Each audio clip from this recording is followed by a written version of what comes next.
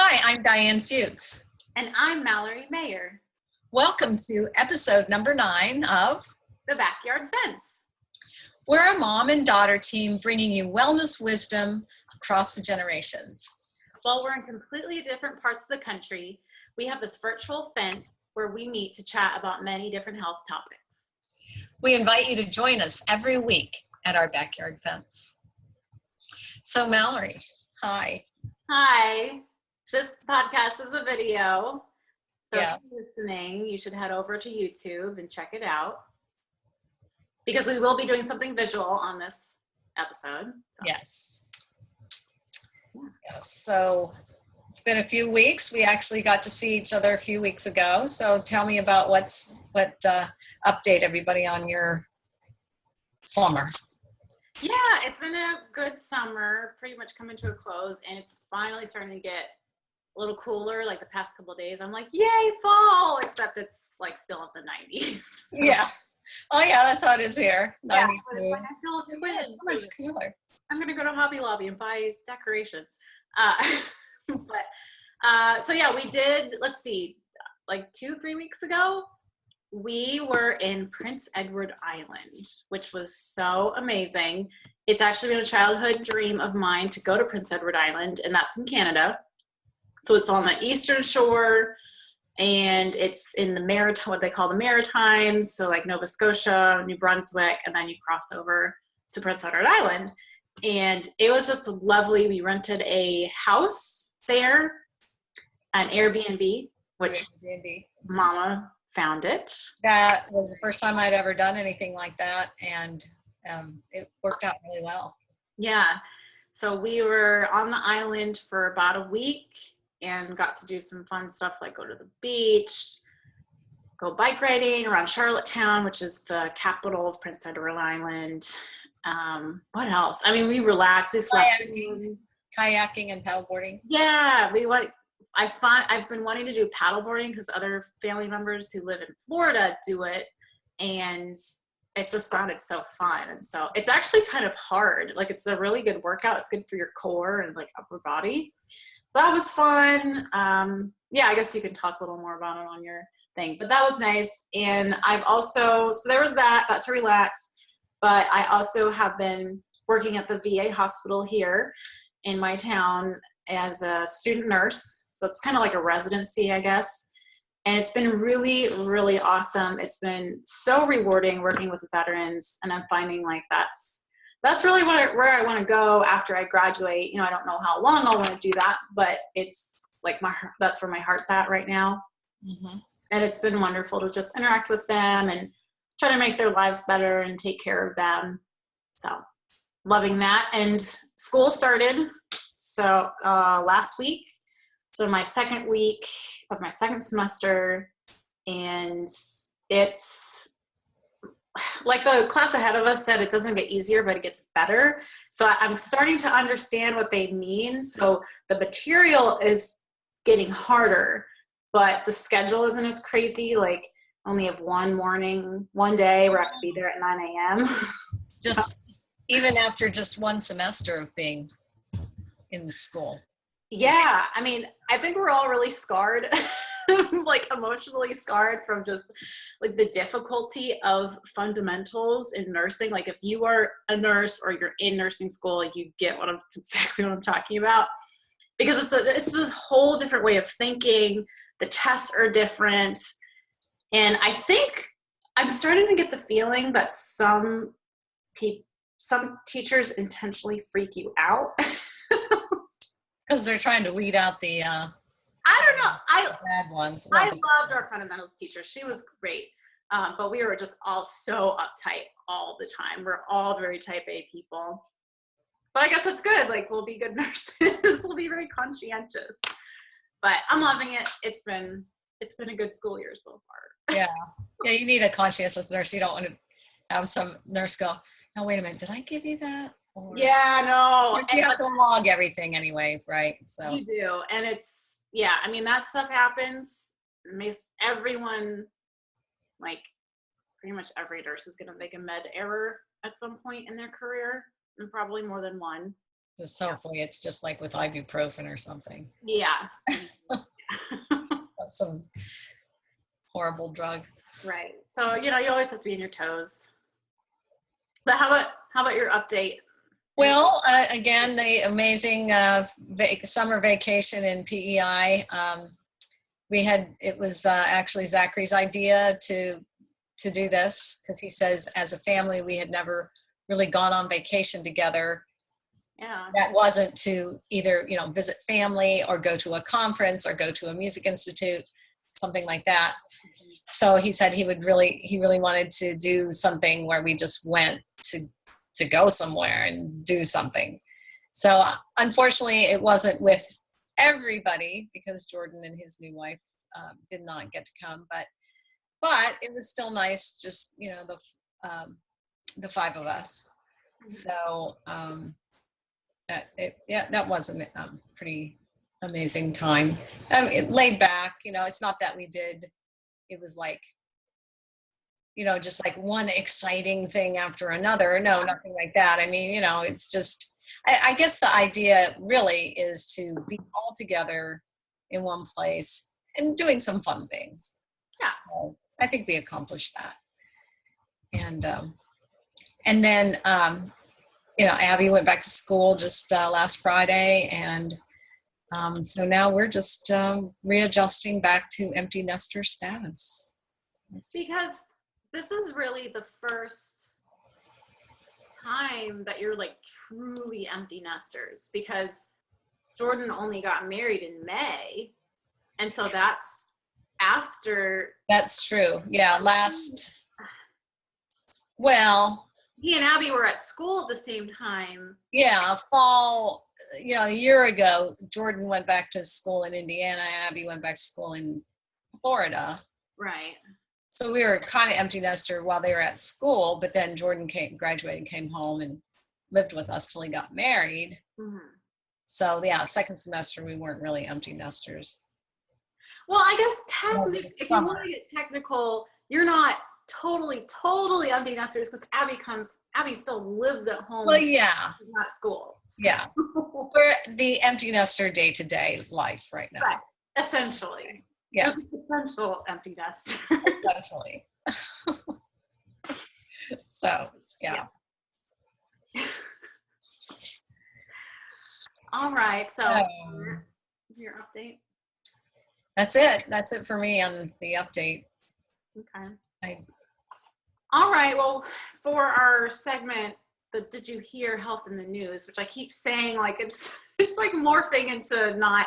I kind of envision this segment as being like, ooh, like this is like a cool new study I found, or something that's up and coming. But it's kind of just becoming like, I don't know, a free for all for anything health related.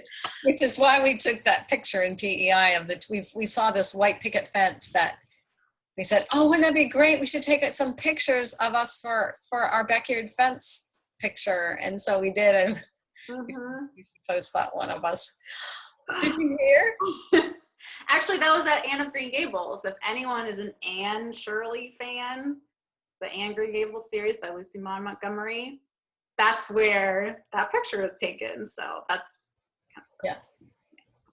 But anyway, today I wanted to talk about the basics, because I feel like in like past episodes we've talked about some really interesting stuff, but I'm working on some stuff kind of behind the scenes that is dealing with how to start on a healthy lifestyle, like for people that have been on like a standard American diet or haven't been exercising or whatever, but you're realizing that, hey, I need to get healthy, I need to change stuff, like how the heck do I do that?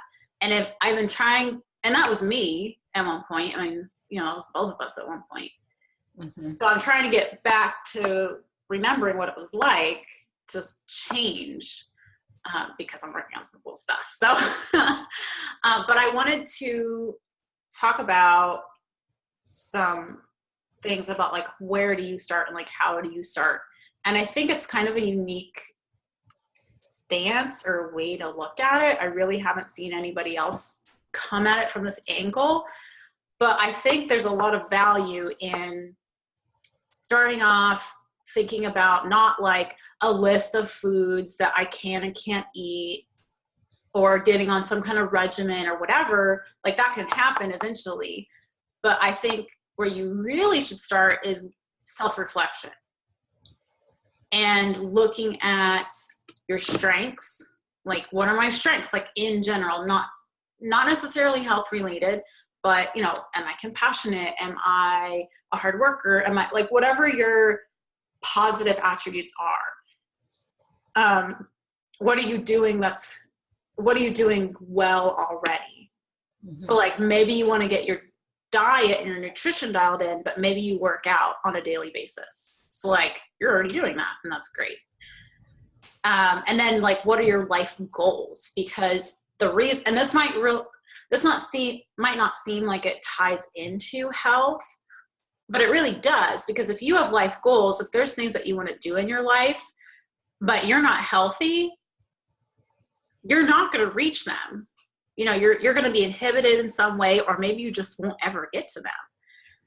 Or it'll be hard for you to get to them. Yeah, harder. Fatalistic. But, you know, I mean, if there's things that you want to do in your life, you need to have your health. You know, and that doesn't mean that, you know, oh, I have a chronic disease and that means I'll never be able to do what I want to do. That's not what I'm talking about. Because there's people in this world that do incredible things, and, you know, but like by the world's definition or medical definition, they're not really healthy. But they've gotten to a place where it's normal for them, and that's what I'm learning in nursing school. Like, this one standard of normal is not going to apply to every single person. So anyway, what are your life goals? What do you want to accomplish? So only after you consider these things can you start moving forward into the change that you want to make. Does that make sense? Yeah. So I'm actually working on a free workbook. I'm trying to decide on the format, like if I want to, you know, have it all in one thing, or if you know, it's kind of like a series that you sign up for. But I'm creating for my own blog, livingawarriorlife.com. I'm working on a workbook for people, and it'll be free to download. And so it's going to be kind of like along these lines on like it's like taking pre-inventory on yourself before you start trying to make change. Because you can't, if you don't know yourself, you won't really know what you need to change. Right? Yeah. That sounds good. So I'm excited. I've been really having a lot of fun working on this, and just and it's kind of based on stuff that my husband and I have done together. Like, we have, if you can see it, we have like this huge whiteboard in my office, and we go through and like make like short, mid, and long-term goals on like different areas of our life. And how often do you change those? Probably every few months, like maybe every 4 months, like every quarter, I guess. We kind of update them and see where we're at, because they're always changing, right? You know, morphing and stuff. So some of it's inspiration from that, and then some of it's inspiration from what I've actually done myself. So these are tried and true principles. Mm-hmm. Mm-hmm. Yeah. So be on the lookout for that. We'll announce that on the podcast when I want to have it out like really soon, actually. So maybe by the time this podcast goes live, we'll have it up on my website. Oh, really? That soon? Yeah, I'm trying to push it out really fast. Close. Okay. Yeah. That's really exciting. Yeah. So, do you have anything to add about that? Like, kind of like getting started, or any? Yeah, I mean, insight. It's not like you or me. You know, it's not like we started from scratch, really.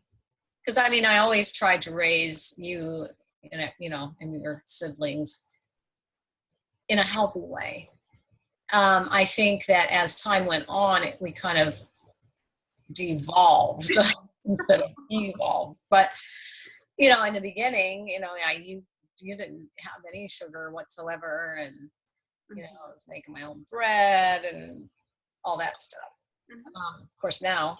And things have changed, because, I'm like, we don't even eat bread anymore. Yeah. So yeah, but it's not like you were raised on the standard American diet. Right. I mean, it was semi that, you know, just because we didn't know any better. Like boxed macaroni and cheese. It wasn't Even though it's like organic. It wasn't Kraft, but it was like Annie's or something, you know, like, which was kind of a step up, but it's still a processed food. Right. You know, it's still, you know, cheese in a little powdered cheese in a little bag and a, you know, enriched macaroni product. Mm-hmm. It might have been organic. That's a step up. Yeah. But it's not, it's still not real food. It's still processed, you know? So just like the whole thing with, you know, gluten-free products, like gluten-free bread and gluten-free crackers and chips and pastries and all this stuff. Like I mean, that's kind of like a stepping stone, I think. Cause I mean, I did that when I was going paleo. You know, I wanted to go full paleo and all that, but it was just too much to change all at once. So it was a stepping stone. And I still have that stuff sometimes, but it's not like a big part of my diet. Yeah, try not to. Right. I'm not having a sandwich every day. I mean, I don't know the last time I had a sandwich. You know, even if it was gluten-free bread, I want to have things that are more nutritious than that. And I think the hardest part is trying to change that part of your diet of, okay, if I'm not eating that, then what am I going to eat here? Mm-hmm. What sort of, like when I want to munch on something, what sort of a healthy snack am I going to reach for? Mm-hmm. Instead of chips. Banana chips. That's what you're doing. That's a compromise, I guess. Yeah. So. Yeah. I just have to sit right there. But yeah, because it's just so easy to open a bag or a box of something and eat and satisfy your hunger. Mm-hmm. So yeah, it's all about forming new habits. Right. Yes. And I've found, kind of on that same note, that if I am eating like really good nutritious meals that are really balanced, like with fat, protein, and carbs, I really don't need to snack a whole lot. And that whole thing about like, oh, we'll eat 6 small meals a day. No, because that actually, like, every time you eat, like, your blood sugar goes up, you know, because of the carbs and glucose. But I mean, that's a natural process. But it's like, if you're spiking your blood sugar like every 2 hours all day long, that's you know, that advice that you hear, like, try not to do that. Would there be a certain type of person though that might have to do it that way? Maybe like if you're super active, like I just joined a gym and I met with personal trainers, like a free meeting. Now this person probably isn't a nutritionist, so, you know, kind of take it with a grain of salt. But she said, based on my body type and working out, she asked me like, how much do I eat a day? I said, well, you know, I eat 3 meals. And she said, well, you probably want to be eating like 4 or 5 if you're working out, you know, because otherwise you're going to waste away. You're not going to build muscle. Oh. So in an instance like that, like maybe right after you work out and, you know, strategically eat that way. But as far as like grazing all day, like that's not really a good. Well, what about the person that eats and gets full really quickly, but then 2 hours later they're hungry? Should you go ahead and force yourself to eat more at that meal so you don't get hungry like in 2 hours, or what? I'll put you on the spot. All right, you research that. I mean, say that again. Okay, let's say you're a person, well, like me. Like I find myself when I'm eating a meal, I get like a quarter of the way through and I'm like, oh, I could actually stop eating right now. I feel satisfied, but I go ahead and eat all the stuff that I put on my plate. Because they're starving kids. Just kidding. I was going to say that, but okay. Don't use that as a rationale to make your kids eat. Don't. Yeah. Because then, but I eat it all so that I'm not hungry 2 hours later. Yeah. I mean, I don't know. That's a really good question. Not really sure how to answer that. Yeah. So, I don't know. Got me stuck. But it's good that you recognize that, hey, I kind of feel full. I mean, I don't know. I mean, it could be like a hormonal thing, you know, like with leptin and ghrelin, like the hunger hormones. I don't know if that plays into it at all. Yeah. Yeah, I don't know. Yeah. But you're not like super hungry all the time anyway. Well, no, that's you true. go for hours and you don't eat. I'm like, yeah. Well, I can ignore my hunger too. Yeah, well, maybe that's more of that. It's that. So I don't know. And it's not like my stomach's growling and I'm getting a headache. Like I don't really get that. I don't get hangry. You know, good. People say I don't. You know, they get hunger when they're hungry. They get angry. They get irritable. They get a headache. I mean, every once in a while, of course, you get a headache or whatever. But a lot of times, it's just I can feel that. Yeah, yeah, I could eat something. Mm-hmm. I guess that's hunger. Yeah. But I mean, you know, like my stomach isn't growling and. Yeah. I don't know how to think about that one. Yeah, so I don't know. Maybe there isn't a one size fits all for this. No, and I really don't think there is. You know, you can't tell a person like, oh, you can only eat 3 meals a day, and like, don't eat. Like, you can't tell someone to not eat when they're hungry. Yeah. But I think if that's like a constant thing, like no matter how much you eat, you're hungry like all the time. That's an opposite problem. Yeah. That is a leptin and ghrelin issue, which if you check out the Not Just Paleo podcast, they just talked about that recently about, you know, if you're always constantly snacking, there's probably something wrong. Mm-hmm. Maybe. Yeah, could be. Yeah. Well, like when Jordan. Not diagnosing it. When Jordan was 13 and he was constantly grazing at the refrigerator. Wow. And then turned out he had type 1 diabetes. But anyway, of course, he had a lot of other symptoms. But. Anyway, moving on. Far afield here. That was a tangent, but that was fun. I like that. Okay. I hope you guys listening do too. You can always on the iTunes thing, you can go like 15 seconds ahead. So if we're just boring you can do that. Anyway. Oh, I didn't know that. Yeah. Or go back 15 seconds. I'll do that sometimes. Like they're little arrows? No, it's like a circle. It's like an arrow that goes in a circle type of thing. Oh. I was probably afraid to push that. Sometimes I'm afraid to click on things because I don't know what they do. Yeah, no, you can go back 15 seconds or forward 15. Okay. All right, so the next section is yours. Okay, well, next section we talk about recipes, and I would like to introduce to you the Instant Pot. How did we first learn about this Instant Pot thing? Were you the first one that heard about it, or? No, wait a minute. No, I had seen people posting about it a while ago.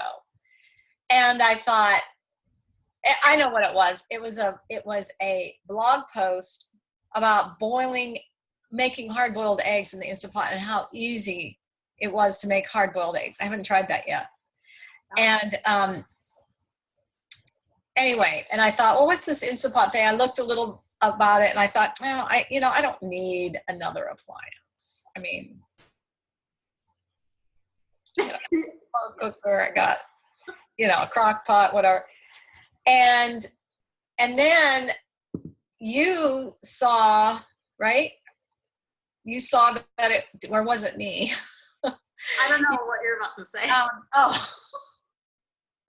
I get these thoughts in my head and I'm thinking them and I'm thinking that everybody else around me knows what I'm thinking. But okay. On Amazon Prime Day, Amazon Prime had this Prime Day, and the Instant Pot was on sale for $69.99. Are you the one that pointed that out to me, or did I see it? Yeah, I think I saw it. You saw it, and I looked at it, and I thought, well, for $69.99, and I have a $25 gift certificate. And then I looked at my rewards points on Amazon. I had $37 worth of rewards points. So I got my Instant Pot for $12.93. Normally it's like 119. Yeah, it's like 119. And there's a couple different kind of models. But anyway, so we got I'm going to show it to you. Yes. So again, this is an appliance. Boy, I didn't expect that it was going to be this big. Wait, how do I show it? There we go. And it's a pressure cooker, but it's more than a pressure cooker. So can you read these things off, Mallory? That's good. So what's that? That's off. That's keep warm or cancel. And then timer, manual, saute. And then we have these automatic cooking times here for. There's soup, meat and stew, bean or chili, poultry, rice, multigrain, porridge. What's porridge? That's oatmeal. And steam. So I guess like if you're steaming vegetables or something. Yeah.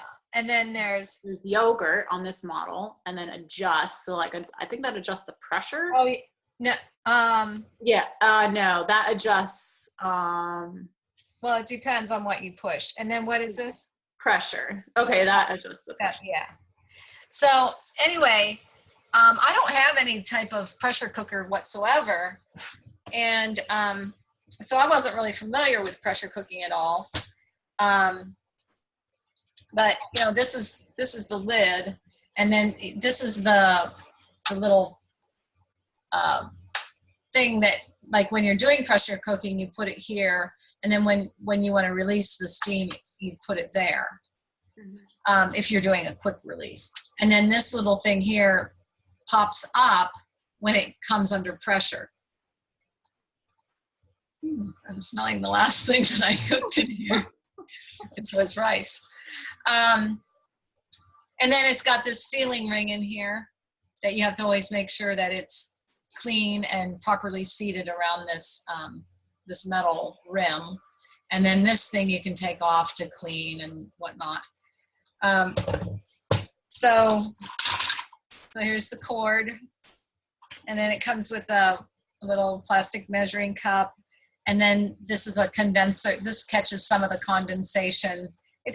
I never catch more than a few drops in here. Yeah, I've never. It just clips to the outside, and then you have a couple of spoons it comes with, little plastic spoons, and then the steamer insert. I made some spaghetti squash using this steamer thing. And then this is the pot that's completely removable. It's stainless steel. It's so much easier to clean than a crock pot. Yeah. A crock pot thing is ceramic and it's so heavy. Yeah. So tonight I'm going to be making chicken. Oh, the other thing that you get is these, you get a little recipe book, and then a user manual, and then a quick, kind of a quick reference guide right here. So the manual looks pretty thick, but it really isn't, because it's in a bunch of different languages. So, it's only that much. It's only that thick. So this the user manual just tells you how to do pressure cooking. You could also use it for slow cooking. I did that the other day. I made. Oh, you did? Stew from Practical Paleo. What did you make? It's like a beef and it was like a beef chili type of thing. Oh, And it turned out really nice. okay. Yeah, and you can do delayed cooking with a timer on it. I haven't tried that. You can actually, and see this, you can't do this with a crock pot. You can saute.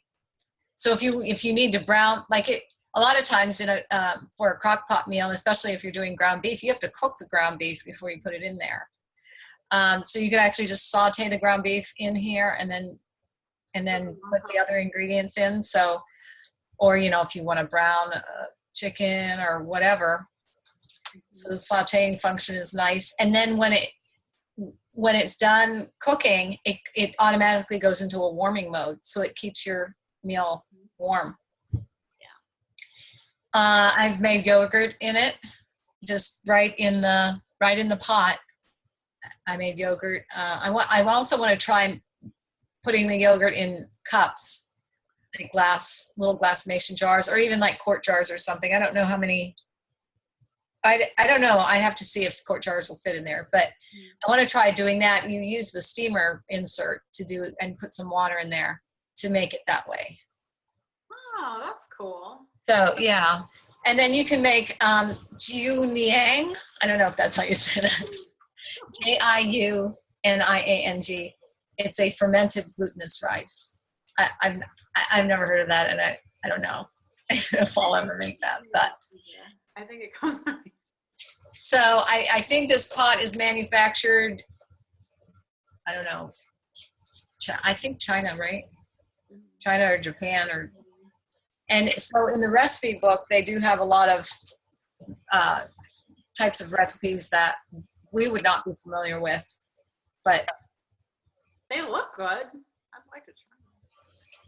Well, except for the purple yam barley porridge.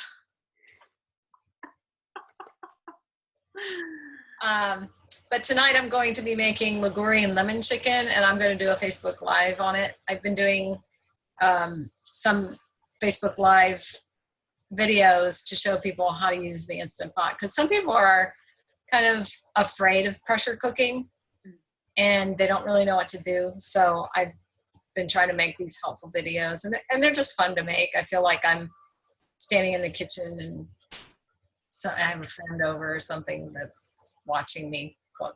So yeah, I like watching them. Yeah.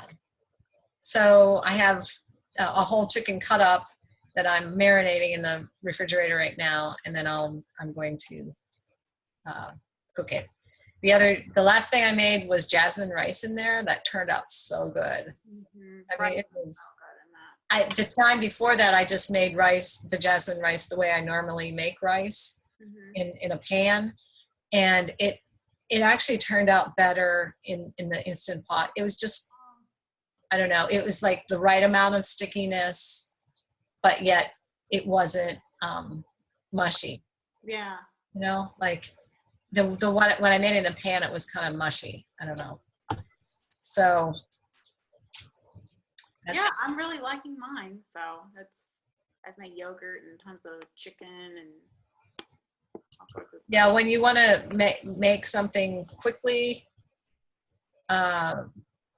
it really cuts down on the cooking time. Now, sometimes though, by the time you add, because you have to wait for it to come up to pressure, and then it cooks, and then you have to wait for it to release. So like, for example, in the rice that I made, it took, I don't know, I forget how long it took to come up to pressure, like 5 minutes, I think. And then but it only cooked for 4 minutes. And then you waited 10 minutes for it to release. So that's almost as long as it would take to cook on the stove. But the nice thing is that you don't have, like on the stove, you have to like watch for it to boil, and then you have to turn it down, and then you have to put the lid on, and sometimes mine boils over and it's a big mess. And I don't know, it just seems easier overall. Yeah, that's true. That's very good point. Yeah. So you could, while I did that, then I went ahead and I made what was going to go with it. So yeah. Once you put it in, then you just forget about it. Yeah, you just forget about it, and yeah. So yeah, I'm really liking it, and they do go on sale every now and then. I saw it again one other time that it was $69.99. So that would be a really good price to grab it at.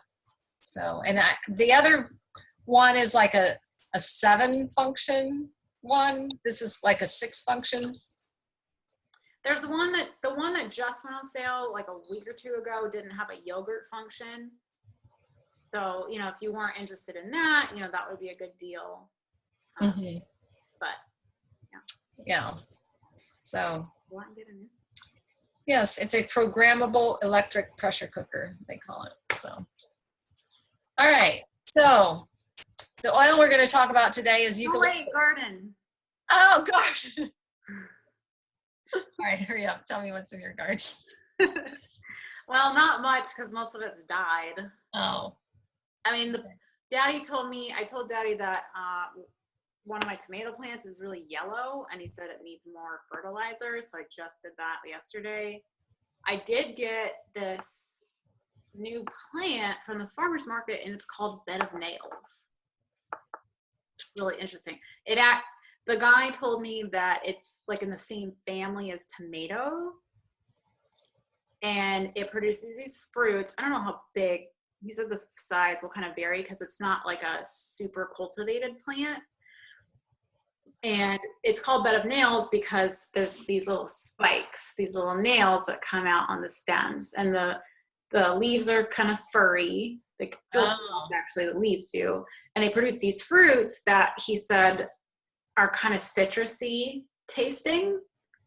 And I guess they're more popular in other countries, and you can like put it in your water, kind of like you would a lemon. So I'm excited about that. One of my friends bought one too, so we're gonna like compare. Yeah. And then my Thai basil's doing really well. It was hot. Yeah. Well, our big story this summer is watermelon. Like every year huge watermelon crop of something. The biggest one we got so far was 27.2 pounds. Crazy. No, 27.7 pounds. Wow. Yeah. And then the other ones were like, I don't know, 20 and 19, 18, something like that. So, and they're the yellow flesh, you know, the big ones, the big, like, oblong ones. And then we got a few, like, personal size, you know, the little. Yeah, I think that's what they're called, personal size watermelons. Have you added up all the weights? Daddy probably has. You should. That would be interesting. Like hundreds of pounds. Yeah. So yeah, you just never know. Bad thing is I can't eat watermelon, so I actually haven't tried it again, but I'm kind of afraid to try it. So because it affects me digestion wise. So anyway. But you were gonna mention the watermelon video. Oh yeah, I made a Facebook Live video of cutting open the biggest baby, the watermelon baby. That is. And the last time I looked at it, it had 200 likes. It's like, what? That was like a dumb video. Why? It wasn't even funny or anything. It was just, I don't know, maybe because a little clip on it shows Daddy with this huge butcher knife going like this. So we'll share it on the backyard. People want to look at gore, I guess. I don't know. We'll put it on the Backyard Fence Facebook page for people. Oh yeah. So. Yeah. Go like our page. Yeah. All right. So now we can talk about essential oils. Yes. Eucalyptus. Yes. So eucalyptus, this is an oil that I really haven't used that much in the past, but I've started using it more. Before I talk about that, I'll just talk a little bit about eucalyptus and what it can do. So it's very relaxing. You might think of eucalyptus like if you're going to a spa or like a steam room, like at some gym, like the gym I go to, they have a eucalyptus steam room. Oh, wow. Really good for like opening up the pores and good for your muscles, like detoxing. And it's good. Eucalyptus also is good for the airways. So like rubbing it on your chest or like making some kind of salve or rub, you know, for breathing, for clearer breathing. And eucalyptus trees are actually evergreen trees, and they go up to 50 feet tall. And the eucalyptus we use, there's some different varieties, but we use Eucalyptus radiata. So that's the species. And what else? It's very pure. It has purifying properties. It's really good for the skin, for like cleansing the skin, or for the air or surfaces. Mm-hmm.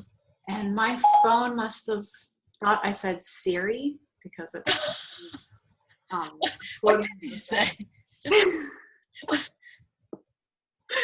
And let's see.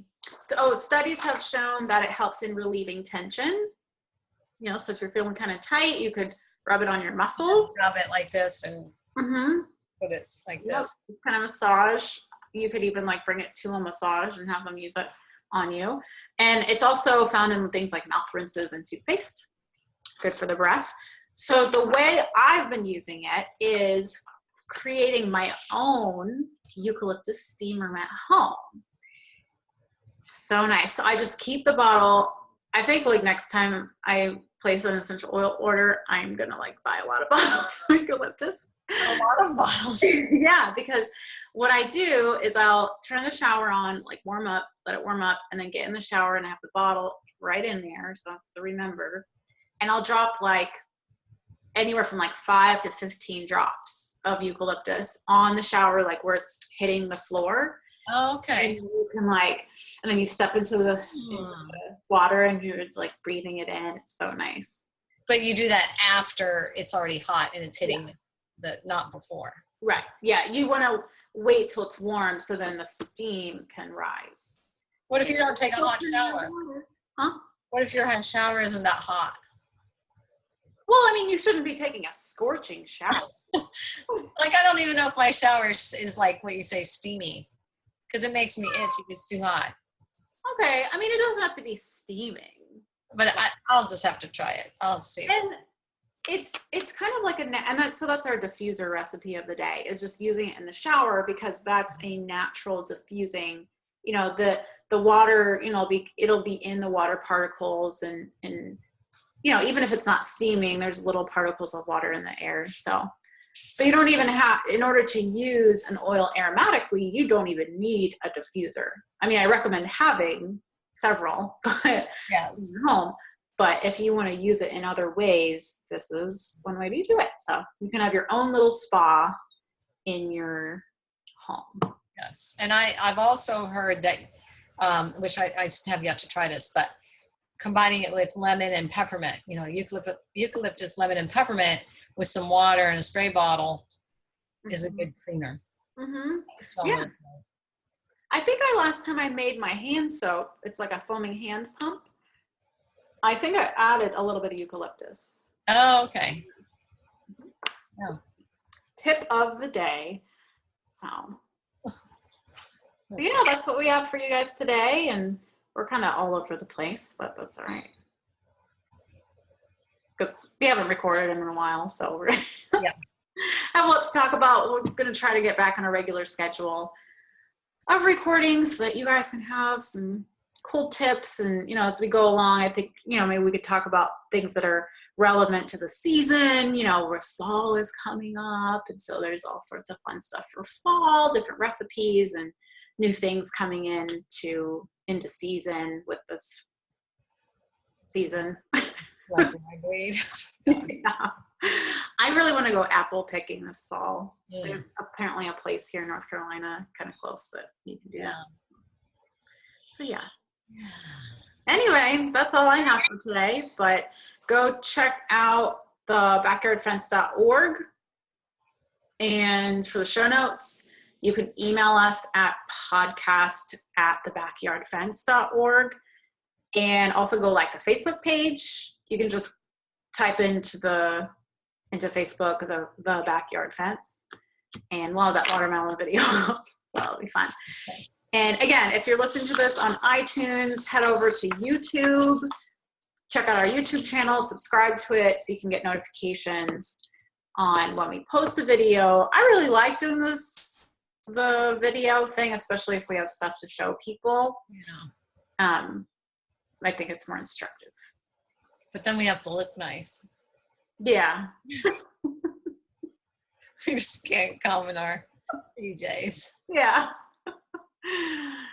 All right, everybody. All right. Bye. Bye. Have a good week.